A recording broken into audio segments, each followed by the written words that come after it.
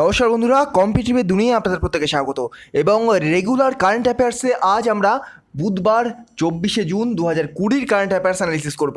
তো কারেন্ট অ্যাফেয়ার্সগুলো দেখে নেওয়ার আগে আপনাদের কাছে একটি রিকোয়েস্ট, জেনারেল সায়েন্সের সমস্ত ভিডিও পাওয়ার জন্য এখন থেকে আপনারা এগিয়ে চলো 2.0 চ্যানেলটিকে সাবস্ক্রাইব করতে পারেন এবং এগিয়ে চলো এই টেলিগ্রাম চ্যানেলে এখন থেকে আপনারা প্রতিটি লেকচারের পিডিএফ পাবেন এবং আমার বই কিন্তু এখন অ্যামাজনেও চলে এসেছে। তো আপনারা জাস্ট সার্চ করলেই অ্যামাজনে ওটা পেয়ে যাবেন, 200 এক্সপেক্টেড পলিটিজিকে বলে সার্চ করলেই পেয়ে যাবেন, আর আমি এর লিঙ্কটা ডেসক্রিপশনে দিয়ে দেবো। তো দেখুন, অ্যামাজন থেকে কিনলে এর দাম 49 টাকা পড়ে যাবে। তো অ্যামাজন থেকে কিনবেন না, আমি যে লিঙ্ক দিয়ে দিচ্ছি ওখান থেকে কিনে নেবেন, জাস্ট 20 টাকায় আপনারা পেয়ে যাবেন। তো আমি একটা ইস্যু সলভ করতে চাই। আমাকে আজ সন্ধ্যেতেই একজন কমেন্ট করে জানালেন যে তার ওটা বইটা পেতে একটু প্রবলেম হচ্ছে। তো আমি তখন চেক করলাম যে কোনো রকম প্রবলেম আছে কিনা। তো দেখলাম না, কোনো রকম প্রবলেম নেই, কিন্তু দু একদিনের হতেই পারে, ওটা টেকনিক্যালি গন্ডগোল হতে পারে। তো এইরকম যদি কারোর কোনো রকম প্রবলেম হয়ে থাকে বইটা বা পিডিএফটা কালেক্ট করার সময়, তাহলে কিন্তু আপনারা pornodipstudy@gmail.com আপনারা আমার অ্যাবাউট সেকশানে গিয়ে যে জিমেলটা পাবেন ওখানে গিয়ে একটা জাস্ট জানিয়ে দেবেন, সঙ্গে সঙ্গে আপনার ওখানে এগিয়ে চলো চ্যানেলের পক্ষ থেকে কিন্তু ওই মানে যে বইটা তার কিন্তু একটা কপি কিন্তু আপনাদের কাছে পাঠিয়ে দেওয়া হবে। তো কোনো রকম টেনশন করবেন না, আপনারা অনায়াসে নিতে পারেন। জাস্ট ওখানে পেমেন্ট করে দেওয়ার পরে ওটা ডাউনলোড করে নেবেন, ব্যাস এইটুকুই, তাছাড়া আর কোনো কাজ নেই। তো চলুন, অনেক প্রমোশন হলো, এবার কারেন্ট অ্যাফেয়ার্স শুরু করা যাক। তো আজকের প্রথম কারেন্ট অ্যাফেয়ার্স কী রয়েছে বলছে, which Indian stands at the 9th position in the Forbes real time billionaires list with a net worth of $64.6 billion. তো এখানে বলছে যে কোন ভারতীয় এবারে 2020 সালে ফোর্বস যে দ্বারা যে বিলিয়নিয়ার এদের যে লিস্ট বার হয় তাতে 9th স্থান অধিকার করেছে। এদের মধ্যে কে 9th স্থান অধিকার করছে? তো এখানে অপশান দেখেই আপনি একদম ঠিক মারতে পারেন যে মুকেশ আম্বানি। তো সঠিক উত্তর এখানে মুকেশ আম্বানি হবে। তো মুকেশ আম্বানি কে? তিনি হচ্ছেন কিন্তু চেয়ারম্যান এবং ম্যানেজিং ডিরেক্টর, অর্থাৎ চেয়ারম্যান এবং এমডি রিলায়েন্স ইন্ডাস্ট্রিজ কোম্পানির। রিলায়েন্স যে কোম্পানি তার কিন্তু এমডি এবং চেয়ারম্যান।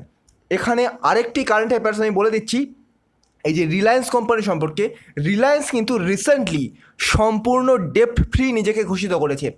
আমি এর আগের কারেন্ট অ্যাফেয়ার্সে অ্যানালিসিস করেছি যে রিলায়েন্স কিন্তু সম্পূর্ণ ডেপ্ট ফ্রি নিজেকে ঘোষণা করেছে, অর্থাৎ সমস্ত ঋণ থেকে কিন্তু রিলায়েন্স মুক্তি পেয়েছে। এখনও সমস্ত টাকা ক্যাশে শোধ করেছে এমন কথা না, কিন্তু তার মানে হলো যে রিলায়েন্স এর মধ্যে শোধ করে দেবে বা সমস্ত টাকা পয়সা কালেকশন হয়ে গেছে, এবার জাস্ট পেমেন্ট করা বাকি, এরকম হতে পারে। তো রিলায়েন্স কিন্তু ডেপ্ট ফ্রি 1 নম্বর, এরকম কিন্তু কোনো কোম্পানি নেই যে ডেপ্ট ফ্রি। তো এখানে কিন্তু এই কোশ্চেনটা ভেরি ভেরি ইম্পর্টেন্ট হয়ে যাচ্ছে এসএসসির পক্ষ থেকে, এবং ডেপ্ট ফ্রিটাও কিন্তু এসএসসির পক্ষ থেকে ইম্পর্ট্যান্ট। চলুন নেক্সট কারেন্ট অ্যাফেয়ার্স বলছে, দেখুন, which country provided A tariff exemption for 97% of exports from Bangladesh. তো বাংলাদেশের কাছে এক্সপোর্টের জন্য কোন কান্ট্রি 97% ট্যারিফ ফ্রি বা কোনো রকম মানে ট্যাক্স ফ্রি ছাড় দিচ্ছে বা ট্যাক্স ফ্রি করছে? তো এটা সঠিক উত্তর হলো চায়না। তো দেখুন, এখানে ইন্টারন্যাশনাল রিলেশনের একটা ইস্যু চলছে। জাপানের সাথে একদিকে চায়নার বর্ডার ইস্যু চলছে, এদিকে আবার ইন্ডিয়ার সাথে আপনারা তো জানেন কয়েকদিন আগে 20 জন আমাদের সৈনিক শহীদ হয়ে গেছেন। তো এই যে বর্ডার ডিসপুট ইন্ডিয়ার সাথেও চলছে, ওদিকে জাপানের সাথেও চলছে। তো এই সময় চায়না কী করতে চাইছে? চায়না করতে চাইছে ইন্ডিয়ার এই যে প্রতিবেশী দেশ বাংলাদেশ, এটাকে ট্যারিফ যতটা সম্ভব কমিয়ে দেওয়ার চেষ্টা করছে, এবং ট্যারিফটা কমিয়ে দেওয়ার পরে বাংলাদেশের কাছ থেকে কিন্তু একটা সফট পাওয়ার, যেটাকে বলা হয় সফট পাওয়ার, সেই সফট পাওয়ারটা কিন্তু পাওয়ার চেষ্টা করছে। তো এই হলো ইন্টারন্যাশনাল রিলেশনের ইস্যুটা। তো এখানে দেখুন, China has recently provided a huge boost in trade with Bangladesh by offering them a tariff exemption for 97% of their exports. তো চলুন, আর এটা কিন্তু এফেক্টিভ হবে জুলাই 1 থেকে। এটা কিন্তু ইম্পর্টেন্ট, এটা এসএসসির পক্ষ থেকে ইম্পর্টেন্ট, জুলাই 1 থেকে কিন্তু এটা এফেক্টিভ হবে।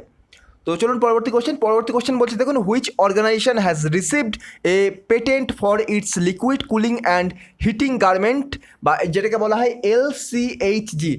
পরীক্ষায় কিন্তু LCH যেটাও কিন্তু এসএসসির পরীক্ষার জন্য ভেরি ভেরি ইম্পর্টেন্ট কোশ্চেন হতে চলেছে। তো বলছে কোন অর্গানাইজেশন, এদের মধ্যে কোন অর্গানাইজেশন একটা পেটেন্ট রিসিভ করেছে লিকুইড কুলিং অ্যান্ড হিটিং গার্মেন্টের জন্য। এমন একটা গার্মেন্ট বা এমন একটা পোশাক যেটা গরমকালে গরমে গরম ঠান্ডা লাগবে এবং শীতে গরম লাগবে। তো কোন ইনস্টিটিউশন এটা তৈরি করেছে?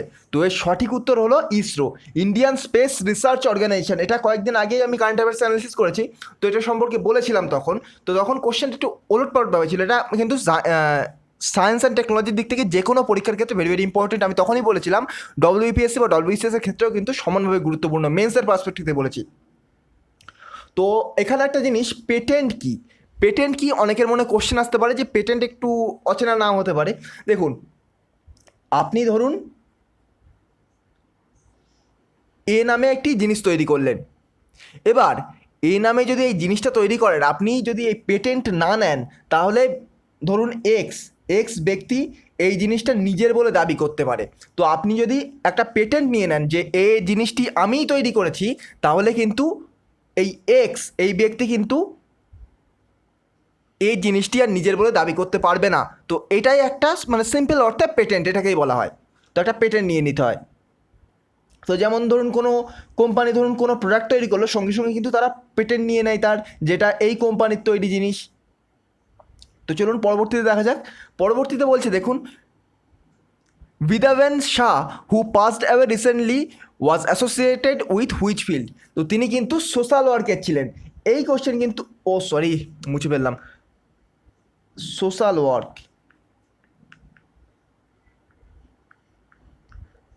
ইনি কিন্তু সোশ্যাল ওয়ার্কের ফিল্ড থেকে ছিলেন।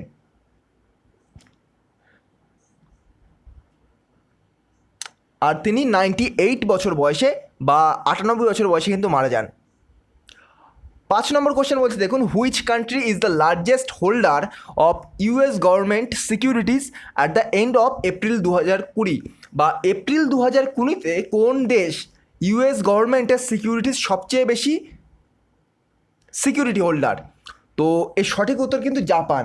এবার একটা বলে দিই, দেখুন আমি যে একটু আগে বললাম যে ইন্টারন্যাশনাল রিলেশনের ক্ষেত্রে চায়না কিন্তু দুদিক থেকে বিপদে পড়ে গেছে। এক, ভারতের সাথে বর্ডার ডিসপুট, এদিকে আবার জাপানের সাথে চায়নার বর্ডার ডিসপুট হচ্ছে। তো এক্ষেত্রে কিন্তু এখানে যে ইউএস আছে, এই ইউএস কিন্তু জাপানের সাথে একটা সন্ধি স্থাপন করা রয়েছে যে চায়না কিন্তু কোনো রকমে জাপানের ওপর বেশি চাপ প্রয়োগ করতে পারবে না। তো চায়না যদি জাপানের ওপর বেশি চাপ প্রয়োগ করে বা চায়না যদি জাপানের ওপর অ্যাটাক করে, তখন কিন্তু একটা সন্ধি বলে এই যে ইউএসএ জাপানের পক্ষ নিতে বাধ্য। এবং এই সন্ধির মাধ্যমে বলা হয়েছে যে জাপানের ওপর অ্যাটাক মানে ইউএসের ওপর অ্যাটাক, বা ইউএসের ওপর অ্যাটাক মানেও জাপানের ওপর অ্যাটাক। তো সেই জন্যে দেখবেন, একটু লক্ষ্য করে দেখবেন ইন্টারন্যাশনাল রিলেশনকে যদি আপনারা লক্ষ্য করেন রেগুলার, তাহলে বুঝতে পারবেন যে চায়না কিন্তু জাপানের সাথে খুব কঠোর হতে পারে না, খুব কঠোর হয় না। সেই জন্য কিন্তু তারা ভারতের ওপর যতটা চাপ প্রয়োগ করে।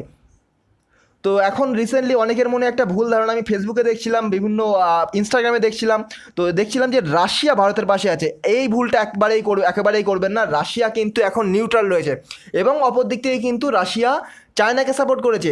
যে জি সেভেন টাকে G11 তৈরির কথা বলেছিল যে ইউএসএ অস্ট্রেলিয়া এরা চেয়েছিল যে G11 হোক, সেখানে রাশিয়া তারপরে ইন্ডিয়া এরা জয়েন করুক। কেননা রাশিয়া এর আগে G8 যখন ছিল তার অংশ ছিল, কিন্তু রাশিয়া পরে আবার বেরিয়ে যায়। তারপরে কিন্তু এটাকে আবার G11 করার চেষ্টা চালাচ্ছিল ইউএসএ।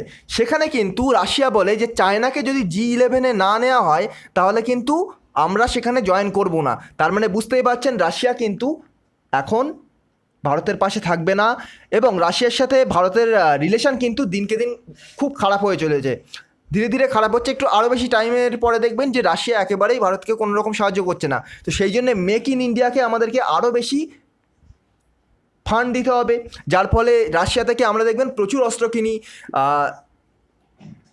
তারপরে ফাইটার জেট বিমান কিনি। তো এইগুলো কিন্তু আমাদের মেক ইন ইন্ডিয়া প্রজেক্টের মাধ্যমে কিন্তু নিজেদেরই বানাতে হবে, নাহলে কিন্তু খুব প্রবলেম পড়বো।